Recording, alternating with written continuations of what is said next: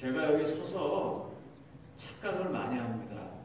뭐 하다가 전화를 한 군데서 받았어요. 전화 받으니까 목사님 그 교회 주차장에다 뭐 잠깐만 세워도 되겠어요? 그래요. 그래서 네 그러려고 아닙니다. 이해하시죠? 이 단상이 그래서 없어졌습니다. 내일은 저희가 아시는 것처럼 합동 예배를 드립니다. 그리고 내일은 지회에서 손님이 오십니다. 지회에서 아시안 담당 부장님이신 그 지회 부지회장이죠. 그분이 카스티오 목사님께서 오십니다. 그리고 내일은 또 기념사진 촬영도 있겠습니다. 그래서 예쁘게 보시고 원하시면 한복으로 꽃단장 하셔도 좋겠습니다. 그래서 내일은 그렇게 예배드리도록 하겠습니다. 우리가 어마어마한 일을 했습니다. 무슨 일을 했냐면 지난주에 건축위원회에서 건축 계약 담당 변호사님이 옆에 대동하신 채로 회사와 저희가 마지막으로 그 계약서를 다 보고 어떻게 할 것이냐를 다 의논하고 그래서 끝을 냈습니다. 우리 저스틴 형제가 사실 아마 여러분들은 김장모님 아들이요. 갑자기 김진식. 내 김진섭이라고 하려고 이게 아닌 것 같아. 공부가 자꾸. 김진식 양태서 그 장모님 내분 아이를 아마 여러분들은 그냥 어린애로만 보고 쭉 자라는 걸 보셨겠지만, 와, 그 딱 거기에 들어가니까 매섭게 교회를 위해서 뭐 절대로 양보하지 않고 일하는 그런 모습을 봤습니다. 그래서 건축위원들이 굉장히 믿음직했고 하나님께서 잘 인도하시는구나 하는 생각이 들었습니다. 저희가 또 더 좋은 건축을 위해서 필요한 사람들을 하나님께서 계속 보내주셔서 지금 이 진용이 잘 보강돼서 잘 하고 있습니다. 잘 될 것이라고 생각합니다. 제가 여러분들하고 오늘은 두 번째로 왜 사는가라는 제목으로 이게 파워포인트가 안 나오나요? 지난번에 왜 사오는가 1번, 오늘은 왜 사는가 2번입니다. 좀 보도록 하겠습니다. 먼저 오늘 본문의 말씀으로 좀 볼 성경절은 고린도서 10장 4절로 5절입니다. 우리의 싸우는 무기는 육신에 속한 것이 아니요 오직 어떤 견고한 진도 무너뜨리는 하나님의 뭐라고요? 능력이라. 모든 이론을 무너뜨리며 하나님 아는 것을 대적하여 높아진 것을 다 무너뜨리고, 모든 이론을 무너뜨리며 하나님 아는 것을 대적하여 높아진 것을 다 무너뜨리고, 모든 생각을 사로잡아 그리스도에게 복종하게 하니. 아마 이 본문 잡고 저 크게 딱 써놓은 거 보니까 저분이 사는 이유가 뭐겠다, 또 무슨 쪽으로 어떻게 가려고 하는 거다 하는 게 좀 감이 들어오십니까? 잡히세요? 갑자기 눈에 뭐가 들어가지고 좀 똑바로 보질 못하겠네. 뭘까요? 왜 사셔야 합니까? 2017년이 되었습니다. 제 기억으로 정확하다면 제가 2010년 9월 8월 며칠인가 편지를 받았어요.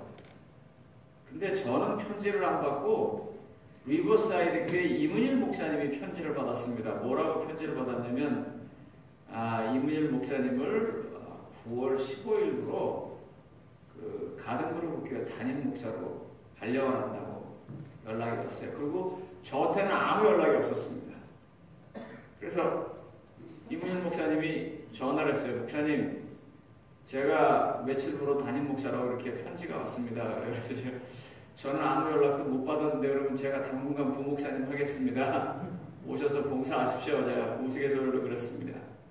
그리고 저는 아마 9월 15일인가 그때쯤 돼서 저한테 편지가 오고 제가 여기 아마 10월 달쯤에 2주 쉬었다가 오라 그래가지고 제 기억으로는 아마 10월 초쯤가 그때 왔을 겁니다. 그 말은 뭐냐면 벌써 햇수로 7년이 됐습니다. 럭키셋. 7년 됐습니다.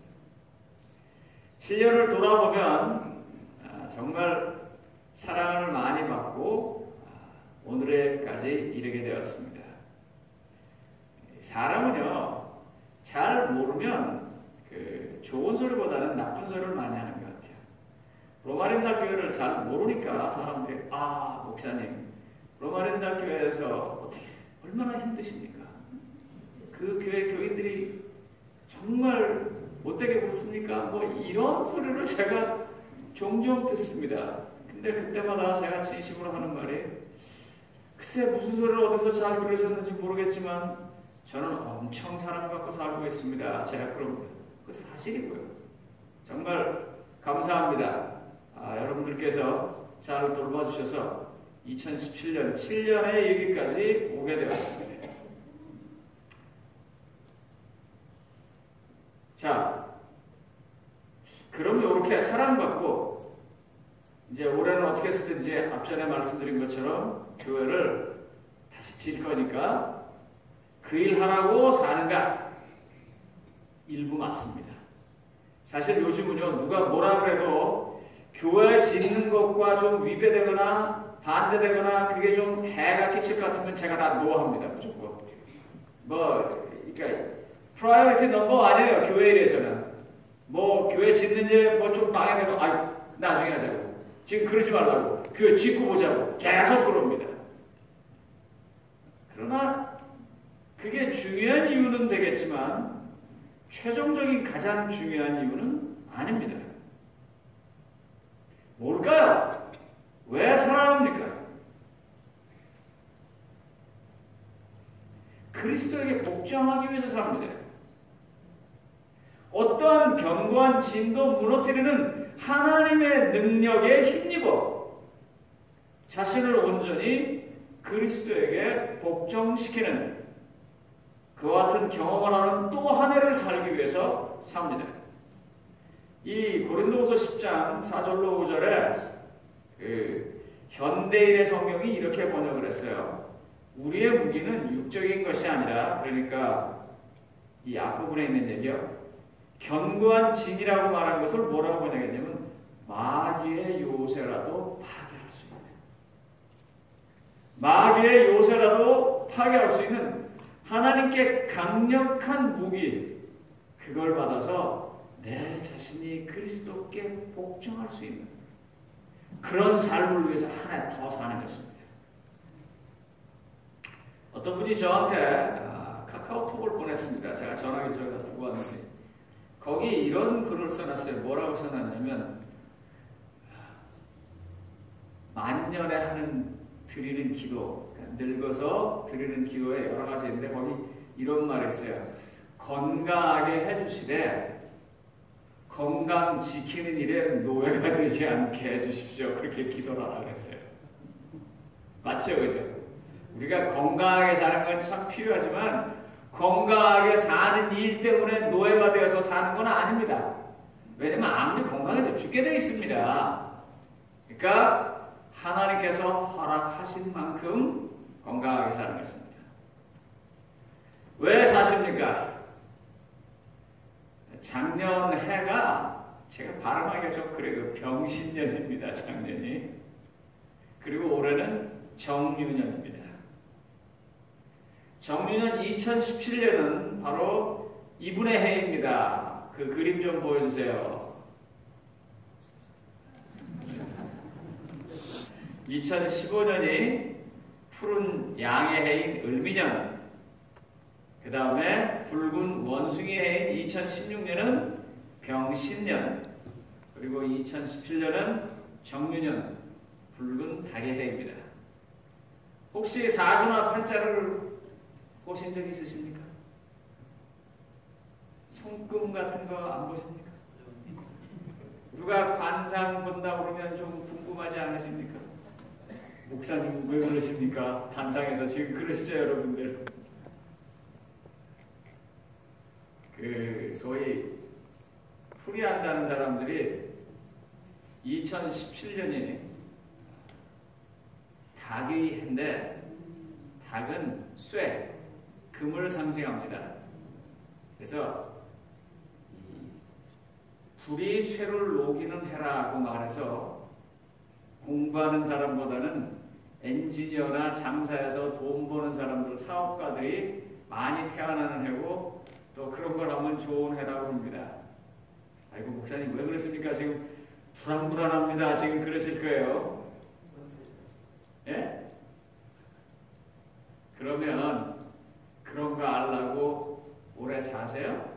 그런 거 되려고 오래 또 보내십니까? 아닙니다. 오늘 본문에 있는 말씀처럼 결론으로 말을 한다면 우리를 옥죄는 사단의 강력한 무기를 부서뜨리고 하나님께 예수 그리스도께 온전하게 복종하기 위해서 하나님께서 한 해를 더 주셨기 때문에 우리가 이 해를 사는 것입니다. 이 말을 조금씩 구체적으로 공부하겠습니다. 다른 말로 말하면 십자가의 은혜를 풍성하게 느끼고 감격할 뿐만 아니라 십자가의 은혜가 예수 그리스도가 한 번 지신 것으로 끝나지 아니하고 그 은혜를 바라봤기 때문에 나 또한 십자가를 져서 다른 사람이 내가 진 십자가 때문에 은혜를 받는 일을 하는 일, 그 일을 위해서 한 해가 더 주어진 것입니다. 바울은 이렇게 설명을 합니다. 자기가 살아야 할 이유에 대해서요. 고린도후서 5장 4절입니다.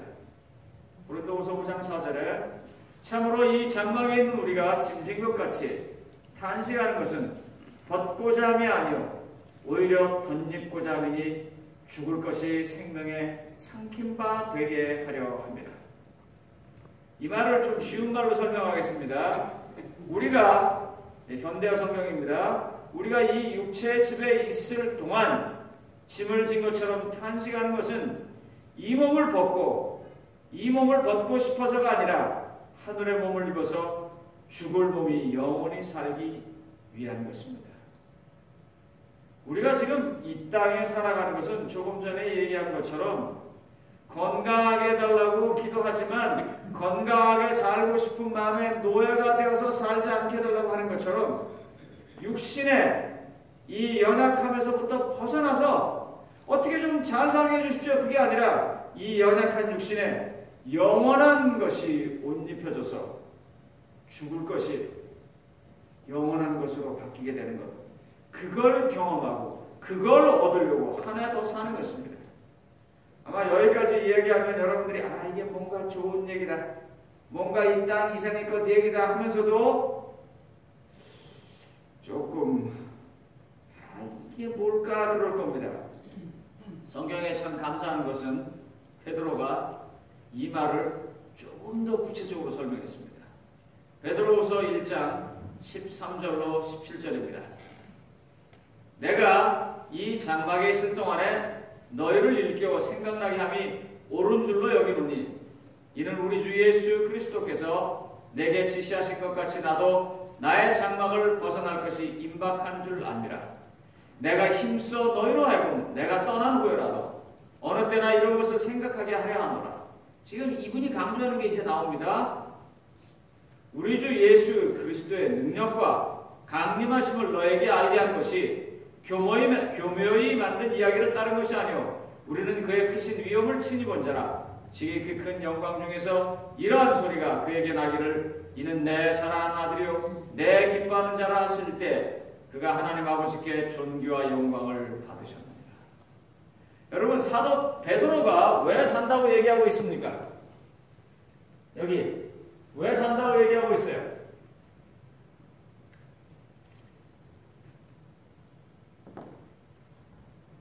여러분, 이 당시까지 예수님은 사람들에게 어떻게 알려진 사람이냐면 죄인의 그 누명이든 아니면 죄목이든 사람마다 다르겠지만 그 당시에 객관적으로 그렇게 쓰고 죽은 사람입니다. 사람들이 그 사람 굉장히 착하고 사람들이 그 사람 굉장히 설교도 잘했고 뭐 듣지 않으니까 여러 가지 능력도 행했는데 억울하게 죽은 사람입니다. 정말 억울한 사람입니다. 이 땅에서는 정말 속상한 사람입니다. 그런데 사도 베드로가 뭐라고 말하냐면 내가 아직까지 살아있는 것, 내가 아직까지 이 육신 안에 갇혀 있으면서 뭔가를 기다리는 그 이유는 그분이 하나님께는 존귀와 기쁨과 영광을 받으신 분이라는 거, 그 얘기를 하려고 내가 살아있다 그랬어요. 베드로가. 이 베드로가 어떤 사람입니까?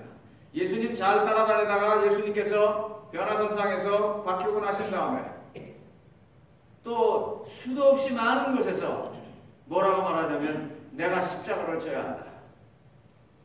그때 베드로가 나서서 절대로 그럴 수 없다고 말하다가 사단아 내 뒤로 물러가라는 소리를 들었던 사람입니다. 베드로에게 가장 힘들었던 부분은 십자가였었습니다. 예수님이 기적을 행할 때 좋았습니다. 예수님이 무리를 걸을 때 좋았습니다. 예수님이 죄인을 용서할 때 좋았습니다.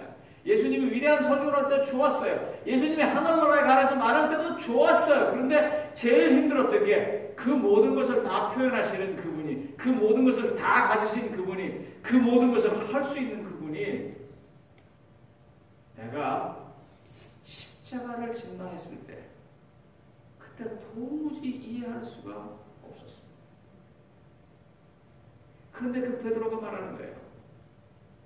내가 이 장막에 있을 동안에, 다시 말하면 내가 살아있는 동안에 내가 하려고 하는 일은 예수 그리스도의 강림을 얘기하는 것인데 그건 공교하게 교묘히 만든 얘기가 아닌데 그분은 바로 여러분들이 그렇게 도무지 이해할 수 없는, 나도 이해하지 못했던 그 사람은 하나님의 기뻐하시는 자, 하나님께서 존귀와 영광스럽게 만드신 자, 그분이 예수님이다. 내가 그 얘기를 하려고 살아있다고 하는 것입니다. 성도님 여러분, 우리가 2017년을 또 한 번 살아야 하는 유일한 이유는 그것입니다. 예수님께서 우리에게 베풀어 주신 십자가상을 통해서 베풀어 주신 은혜를 감격할 뿐만 아니라 정말 그것에 진심으로 감격했고 정말 그것을 진심으로 믿는다면 내가 진 십자가 때문에 다른 사람도 그 십자가의 은혜를 느껴보게 하는 오직 그 이유를 위해서 2017년을 다시 사는 것입니다. 간혹 이렇게 말씀하시는 분들이 계십니다. 저한테 이제 큰 교회를 짓고 어떻게 할 건가 하고 고민하고 그러면 목사님 교회 지면 사람들이 또 많이 옵니다 그래요. 사실 그 말도 맞습니다. 그런데 제가 그 말을 이렇게 좀 해석을 해보겠습니다. 교회 지면 사람들이 많이 오는 그 사람도 하나님께서 사랑하시는 사람이고 그 사람도 좋은 사람이지만 하나님은 말입니다. 교회를 짓는 그 힘들고 어려운 순간에 그 교회를 지켜주는 사람들을 훨씬 더 좋아할 것입니다. 왜요? 그들이 그 교회를 지으면서 자기들 나름대로 십자가를 지기 때문입니다. 벽돌 한 장이라도 쌓아올려야 하고 1시간 거기 내야 하고 가서 기도해야 하고 주머니를 털어야 하고 그런 일들이 다 십자가이기 때문입니다. 제가 아침에 일어나서는 차를 몰고는 그 교회 짓는 거기를 이렇게 갑니다. 가서 한 바퀴 이렇게 보고 기도하고 그러고서 와요. 이제 저기에 이런 교회가 쓰겠구나. 요새 그냥 머릿속에 오천 2017년 빨리 가라. 빨리 가자. 이거 빨리 하자. 왜 그런 생각을 해요, 제가? 힘든 일이니까. 어려운 일이니까. 그렇지만 이걸 조금만 생각을 바꿔보면 이 일을 내게 맡기신 하나님. 하나님이 과연 나 같은 사람한테 맡기셨구나. 하나님이 과연 우리에게 이런 일을 맡겼구나 하면 얼마나 좋으세요? 얼마나 기쁘세요? 그런 일을 위해서 2017년이 있는 것입니다. 예수님께서요, 이 베드로나 바울이 한 말을 이 말 때문에 한 말입니다. 예수님이 이 말 때문에. 누가복음 12장 49절입니다. 내가 불을 땅에 던지러 왔더니 이 불이 이미 붙었으면 내가 무엇을 원하려? 그 그래놓고 여러분 아시는 것처럼 이 앞뒤 장면을 읽어보면 예수님이 무슨 말을 하냐면 내가 받을 침례가 있다 그렇게 말합니다. 예수님이 요단강가에서 침례받았는데 여기서 불을 던지러 왔다라고 말하면서 뭐라고 하냐면 내가 받을 침례가 있다 그랬어요. 성령에 온전히 삼킴바 되는 모습을 말하는 것이고 그것이 구체적인 사실을 나타내는 것은 십자가로 지는 것을 말하는 것입니다. 예수님은 바로 내가 그 일을 위해서 이 땅에 왔고 이 열성이 이 마음이 이 불이 다른 사람한테 던져져서 거기도 불이 붙는다면 얼마나 좋을까? 예수님은 그 일을 위해서 존재하셨습니다. 오늘 2017년에 우리 로마린다의 모든 성도님들도 그리스도의 이 불이 다른 사람에게 전달되는 일을 위해서 존재해야 하는 것입니다. 이 예수님 속에서 내가 던지고 싶은 이 불을요, 성경에서 여러 가지 잘 설명된 거 있는데 제가 좋아하는 그 잘 설명된 건 열왕기상 3장 24절로 26절입니다. 제가 이건 설교 때 여러 번 말씀드리는 말입니다. 여러분들 이거 잊지 마십시오. 또 이르되 칼을 내게로 가져오라 하니 칼을 왕 앞으로 가져온지라 왕이 이르되 산 아이를 둘로 나누어 반은 이 여자에게 주고 반은 저 여자에게 주라. 그랬더니 어떻게 했어요? 그 산 아들의 어머니 되는 여자가 그 아들을 위하여 마음이 어떻게 해요? 불 붙는 것 같아서. 지금 이 살아있는 아이의 어머니 가슴에 붙은 불은 무엇 때문에 붙은 불입니까? 자식을 살리고 싶은 것. 자식을 사랑하기 때문에 자식이 잘되기 원하는 마음, 그게 불붙은 건데 하늘에 계신 하나님은 우리가 잘되기를 원해서 가슴에 불이 붙은 사람이에요. 우리가 잘되는 것을 위해서 십자가를 기꺼이 지신 분이에요. 여기 여자가 지금 뭐라고 말해요? 그 아들을 위하여 마음이 불붙는 것 같아서 왕께 하라되 청하건대 내 주여 산 아이를 그에게 주시고 아무쪼록 주시지 마소서. 여러분 이 두 분의 여자의 직업이 뭡니까? 창기예요. 이 여자들이 자기의 삶을 바꿔서 어떤 신분의 상승을 할 수 있는 유일한 길이 있다면 바로 이 자식일 겁니다. 이 자식이 자라서 어쩌면 그런 와중에서 자식을 낳고 그 자식 때문에 모든 꿈을 걸고 산 이유였었을 거예요. 그런데 그 자식을 남의 자식으로 준다고 하는 말이 뭐예요? 그건 그가 예수님께서 십자가에 자기 생명을 닫는 것 같은 똑같은 경험을 하는 것입니다. 이런 일들은요, 가슴을 불붙게 합니다. 남을 진심으로 사랑하는 사람들은 가슴이 불붙어 있습니다. 그래서 내게 뭐가 좀 달아난다 할지라도, 내게 뭐가 없어진다고 할지라도 가슴에 붙는 불 때문에 상관하지 않는 것입니다. 자식이 잘되는 일이라면 심지어 이제 성이 바뀌고 족보가 바뀌어서 내 자식에서 남의 자식으로 넘어간다고 할지라도 그 자식만 잘된다면 다 감당할 수 있습니다. 이런 불붙는 가슴만이 사단의 견고한 진을 부실 수 있습니다. 예수님처럼 십자가를 지는 이런 가슴에 붙는 불만이 마귀의 계계를 무찌를 수 있습니다. 올해도 살아야 하는 것은 바로 이런 것을 더 배우고 이런 것을 더 순종하면서 성령의 강화 속에 자신을 놓고 또 한 해를 보내고자 하는 것입니다. 십자가를 지고 돌아가신 그리스도께서 하나님의 기뻐하시는 자라는 사실을 여러분 한번 좀 생각해 보십시오.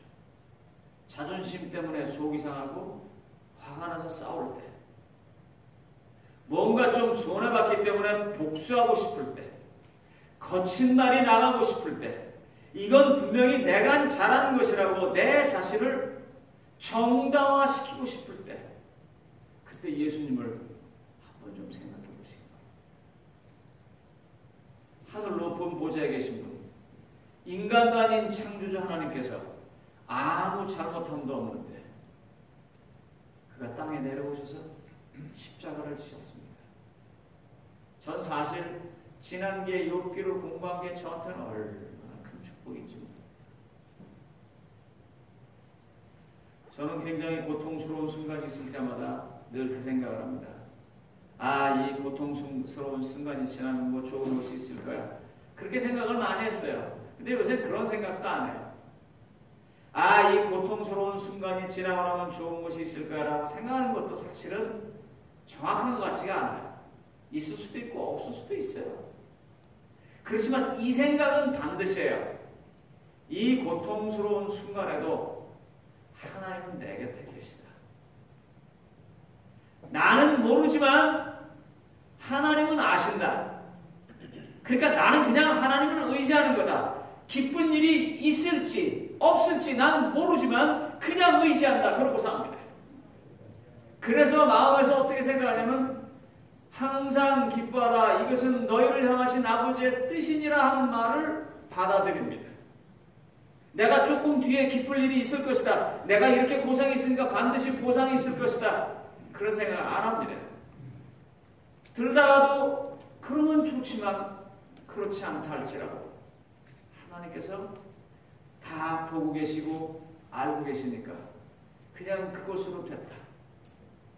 그렇게 마음먹고 그 고통스러운 순간을 지나갑니다. 성도님 여러분, 왜 십자가가 가장 소중한 건지 혹시 좀 생각나시는 거 없어요? 살면서 나이 들면서 뭐가 마지막에 남던가요?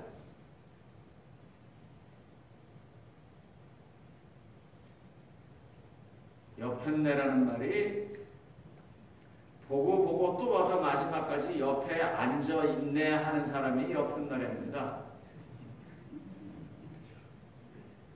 당신이라는 말은 당하고 또 당해도 여전히 몸처럼 있구나 하는 게 당신이래요.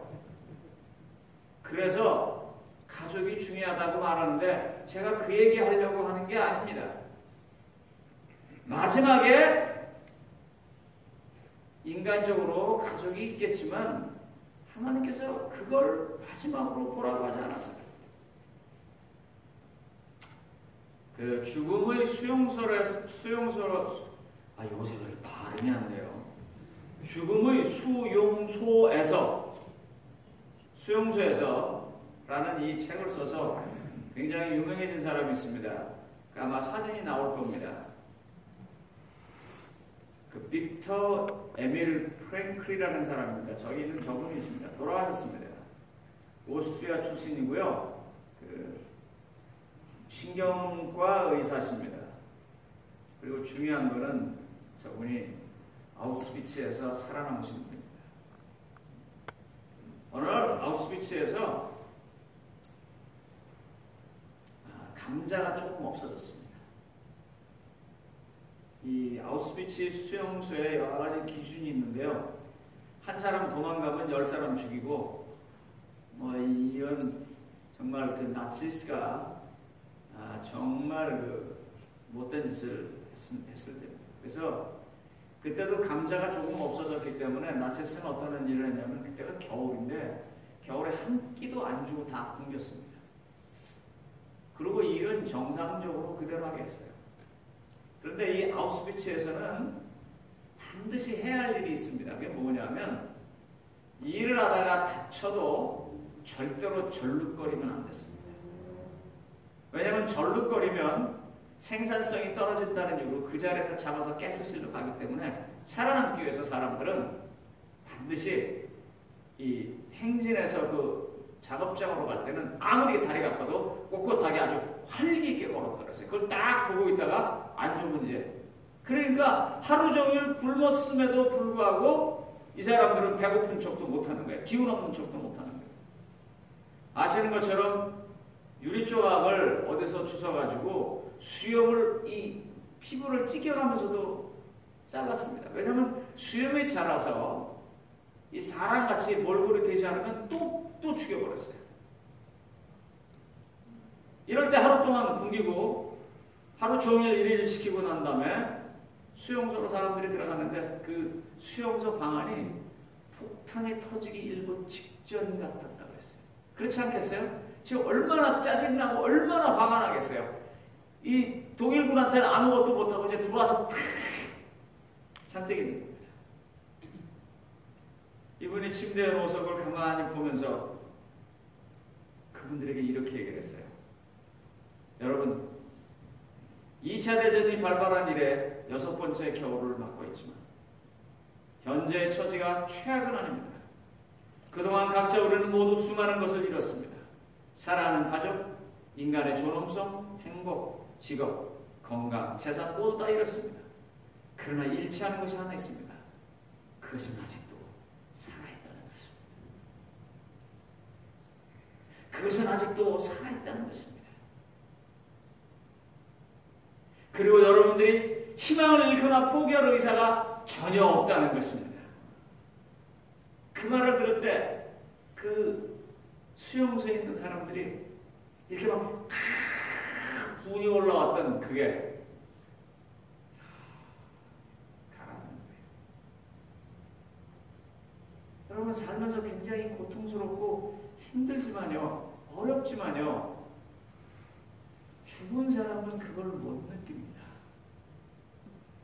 그거 아세요? 저는 막 속이 상하고 힘든데도요, 시간 돼갖고 배가 고파서 밥을 먹으면 밥맛이 좋아요. 그래서 제가 하나님께 감사하다 그래요.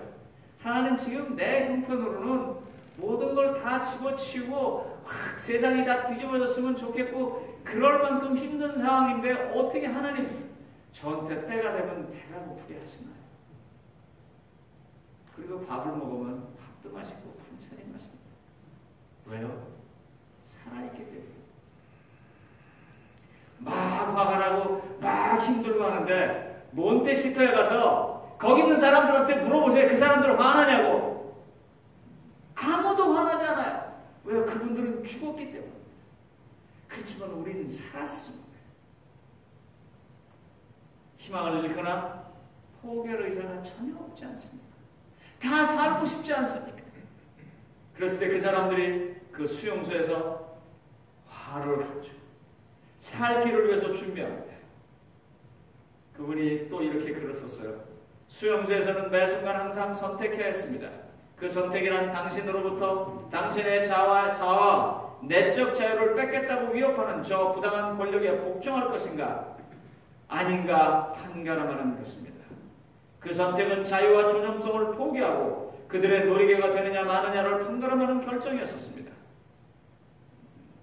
여러분, 우리가 힘들고 어려울 때 화를 내고 십자가를 져야 할 때 그걸 피하려고 하고 그런 일들을 하는 것을 좀 가만히 보면은요,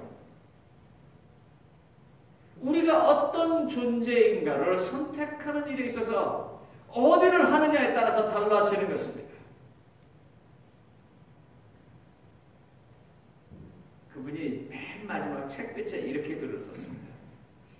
언젠가는 이 지옥 같은 일들이 한낱 백일몽이었다고 말할 날이 분명히 올 것입니다. 그러나 영원히 마지막까지 남는 것, 그것은 하나님께 대한 경외감일 것입니다. 언젠가 시간이 지나면 이것도 다 옛날 일처럼 얘기하겠지만 영원히 남는 것은 하나님께 대한 경외. 제가 이 글을 보면서 이 사람이 도대체 왜 마지막에 이렇게 끝을 맺나 생각해봤습니다. 거기서 봤을 때 자기가 오스트리아 사람입니다. 거기 독일 사람이 있어요. 유태인이 있어요. 폴란드 사람이 있어요. 유태인이면서 천주교인 있고, 유태인이면서 기독교인 있고, 유태인이면서 유태교인 있고, 오만 사람들이 다 있어요. 거기서 얼마나 많은 것들을 봤겠어요. 시간이 지나면서 천주교적인 가치관에서, 유대교적인 가치관에서, 기독교적인 가치관에서, 무신론적인 가치관에서 소중하게 생각했던 모든 것들이 다 별 볼 일 없는 것을 그가 보았습니다. 그리고 거기서 유일하게 살아남을 수 있다면, 살아남을 수 있는 유일한 길은 그들을 용서하지 않으면 자기가 살지 못하는 걸 깨달은 것입니다. 독일 사람들에 대한 끊임없는, 나치스에 대한 끊임없는 가슴속에 부흥을 갖고 있는 한 살 수 없다는 걸 깨달았어요. 저 사람들도 용서해야 내가 사는 걸 깨달았습니다. 십자가를 깨달은 것입니다.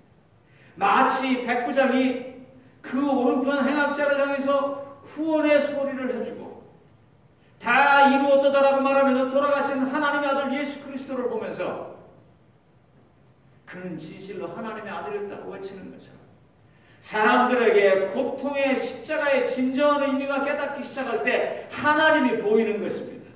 그리고 그것을 십자가를 통해서 온전하게 보여주신 하나님을 사람들은 경외하는 것입니다. 여러분, 욥이 그걸 깨닫지 못했기 때문에 그렇게 불평하다가 드디어 35장서부터 시작해서 39장에 이르면서 내가 전에는 듣기만 했더니 이제는 본다고 말하면서 하나님을 경외하기 시작합니다. 오늘날 로마에 있는 모든 성도님들이 그런 욥의 경험들을 공부하면서 각자의 자기의 고통 때문에 전혀 알아볼 수 없었던 새로운 세상, 더 나아가서 그리스도의 십자가를 보고 있습니다. 사람들에게 가장 마지막 남는 것은 무엇입니까? 어머니로 대표되는 자기를 사랑하는 사람들의 그 사랑하는 기억들이 오래 남는 것은 사랑 때문입니다. 십자가는 바로 사람을 향한 하나님의 사랑이 무엇인지를 보여주는 것입니다. 베드로서 3장 13절에서 18절에 베드로가 이렇게 말하잖아요. 우리 주 예수 그리스도의 능력과 강림하심을 너에게 알게 한 것이 교묘히 만든 이야기를 따른 것이 아니오. 우리는 그의 크신 위엄을 친히 본 자라 지극히 큰 영광 중에서 이러한 소리가 그에게 나기를 이는 내 사랑하는 아들이요 내 기뻐하는 자라 하실 때 그가 하나님 아버지께 존귀와 영광을 받으셨느니라. 재림을 믿어서 교회 이름에 재림교라고 붙인 재림 성도 여러분, 우리가 기다리는 그분이 이 땅에 다시 오실 그분은 말입니다. 십자가가 유일하게 자기 살 길이라고 생각하고 모든 것을 버리고 그걸 지신 분입니다. 그분이 다시 오실 때 십자가를 지지 않은 사람들은 모른다고 할 거예요. 또 실제로 모르실 겁니다. 아니, 그분이 아는 척을 하셔도 우리가 그분을 모를 것입니다. 왜요? 그분하고 우리가 반드가 연결되어 있지 않기 때문에. 세상에서 제일 답답한 것은 무슨 말을 할 때 이 말이 안 통하는 사람입니다. 나는 지금 배가 고파서 배가 이러는데 배 아프냐? 이런 사람하고 무슨 말을 하겠어요? 나는 지금 너무 골치 아픈 일이 있어서 머리가 아파 죽겠는데 타이레놀 먹어라.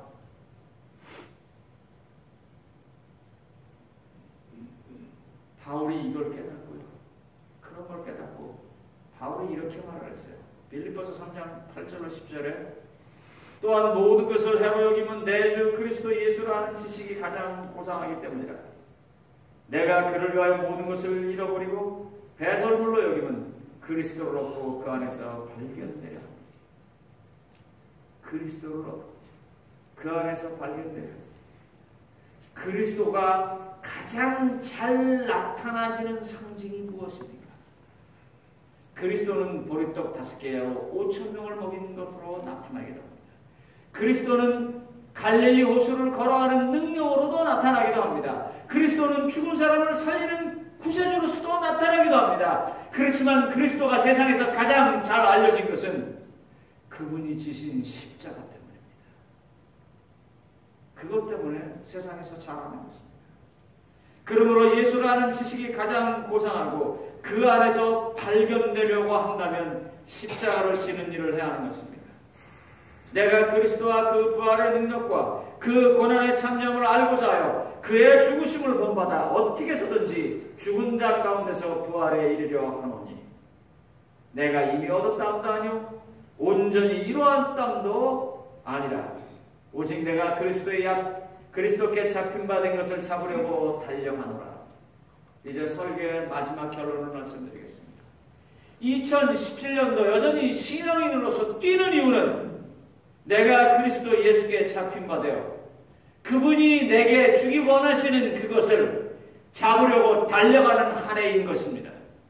바로 그렇게 달려가려고 이 한 해가 또 주어진 것입니다. 빌립보서 3장 14절에 그 잡으려 할 것을 이렇게 말하고 있습니다. 푯대를 향하여 그리스도 예수 안에서 하나님을 위하여 부르신 부름의 상을 위하여 달려가노라. 예수로 보여지는 푯대가 무엇입니까? 저 푯대만 보면 예수님이 생각나는 그게 무엇입니까? 그것은 크로스, 십자가이겠습니다. 내 삶에서 내가 져야 할 십자가가 있을 때 사실 다 피하고 싶습니다. 가난이 피하고 싶고, 고통이 피하고 싶고, 남에게 내 것을 주는 희생이 피하고 싶고, 사랑받고 싶지 사랑하는 게 피하고 싶고, 편한 데 있고 싶고. 그러나 그런 것들은 우리가 달려가야 할 때가 아닙니다. 우리가 달려가야 할 경주, 우리 앞에 남아있는 경주, 그것이 있다면 십자가를 제대로 알았기 때문에 하나님께서도 이렇게 하셨는데 내가 어찌 안 할 수 있을까 하는 가슴 속에 뜨거운 불이 있어서 사단의 가장 견고한 진이 무너져지고 우리는 온전하게 복종하는 사람이 되어서 푯대를 향해서 달려가는 그 일 때문에 올해 한 해가 또 우리에게 주어진 것입니다. 그래서 마지막 왜 삽니까? 이 달려가는 경주가 아직도 우리에게 남아있기 때문입니다. 푯대를 향해서, 그리스도의 십자가를 향해서, 그 십자가로 그리스도와 연결되어져서 그리스도 안에서 그분이 나를 알고 내가 그분을 아는 그 삶까지 가기 위해서 2017년은 다시 주어졌습니다. 성도님 여러분, 이 해가 꼭 그 일을 위해서 달려가는 한 해가 되기를 바라고 말씀을 마치겠습니다.